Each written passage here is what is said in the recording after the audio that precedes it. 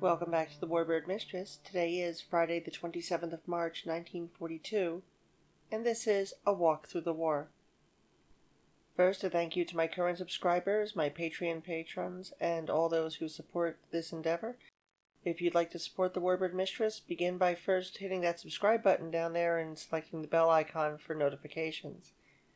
And as we move back to 1942, we go to the zone of the interior of the American Theater of Operations with the 1st Air Force.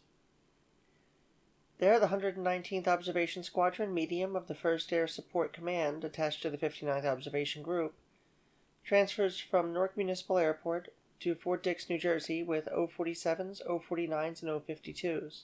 The typical trio of light observation aircraft of the 119th join the fight against the U-boats as the struggle to protect the scores of tankers and troopships flooding the Jersey Shore and Port Newark goes on. During this second happy time, the New Jersey shoreline is a playground for German captains beneath the waves, as a tanker R.P. Resser demonstrates in this footage of her being added to U-578's victory roll on 20th of February 1942 off the coast of Manasquan, just one of the 53 ships sunk in 4 months by U-boats in the North Atlantic. Moving across the globe to the Southwest Pacific area with the 5th Air Force, while their ground crews are included among the battling bastards of Bataan, the 19th Heavy Bomb Group's 30th Heavy Bomb Squadron transfers from Melbourne to Cloncurry, Australia, with their B-17s as they prepare for their next combat mission, which will come up in April. The 93rd Heavy Bomb Squadron will join the group when they make the same transfer this Sunday, the 29th of March. The group also has a detachment of B-17 stationed at Perth, and this small group will begin operating tomorrow, that being Saturday, the 28th of March, 1942. Going back to the American Theater of Operations with the 1st Air Force, units of 1st Bomber Command engaged in anti-sub patrols are placed under the operational control of Vice Admiral Adolphus Andrews, Commander, Eastern Sea Frontier, based out of 90 Church Street, Manhattan, shown here, as the importance of unity in the fight against Dönitz's prowling Ubootwaffe becomes clearer. With blackout drills now common on the eastern seaboard and U-boats prowling the very waters of America's harbors, the Army and the Navy, together with the Coast Guard and the Marine Corps, come together to fight this threat to American safety in her own home waters. As mentioned before, 53 ships have been lost off the American seaboard since the outbreak of the war. That is an average of about one vessel every other day in the American North Atlantic. Going across to the Southwest Pacific area with the 5th Air Force, the headquarters 43rd Bombardment Group Heavy and the B-17s of the group's 63rd and 65th Bombardment Squadrons Heavy finish their hopscotch across the Pacific and land at Sydney. They will enter combat on the 14th of August and the 12th of November, respectively. The 80th Pursuit Squadron Interceptor, 8th Pursuit Group Interceptor, transfers from Brisbane to Lowood, about 40 miles west of the town, with their P-38 Airacobras. Their first mission will be on the 22nd July. And that brings us to Sunday, the 29th of March, 1942. Remaining with the 5th Air Force in the Southwest Pacific area, the 19th Bombardment Squadron Medium, 22nd Bombardment Group Medium, transfers from Ipswich to Townsville with their B-26 Marauders, as their first combat mission approaches sooner rather than later, taking place on the 6th of April.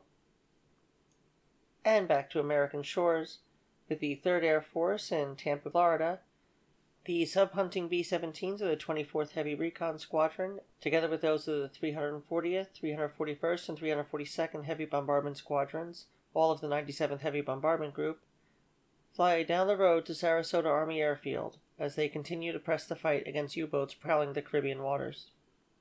Now the diaries are empty for the 30th of March 1942, so we move forward another 24 hours to Tuesday, the 31st of March 1942.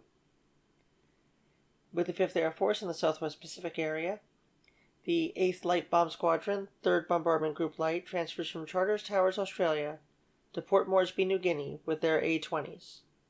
This makes them the first American unit to deploy to the front lines on the embattled island. The boys will have little of the valuable rest they need tonight as they prepare for their first combat mission tomorrow morning.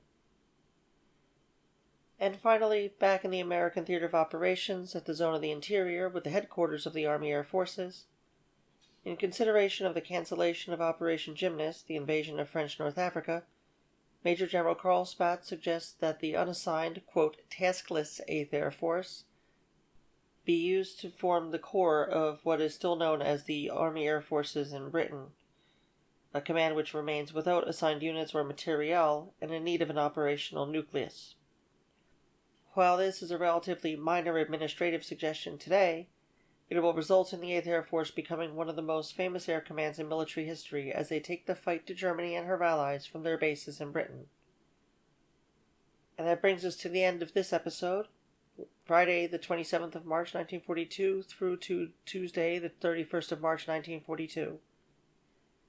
I hope you enjoyed this, and be sure to share it in your groups, with your friends, with anyone you think might be interested. I noticed last month that there was over 1,000 new subscribers, and it really did take off, and then all of a sudden it just kind of collapsed. So, it's going to be like that, I'm sure, but I really do appreciate all of you new subscribers, and I hope that you have a chance to explore the channel. Until next time, this is Claire, and I am the Warbird Mistress. Take care.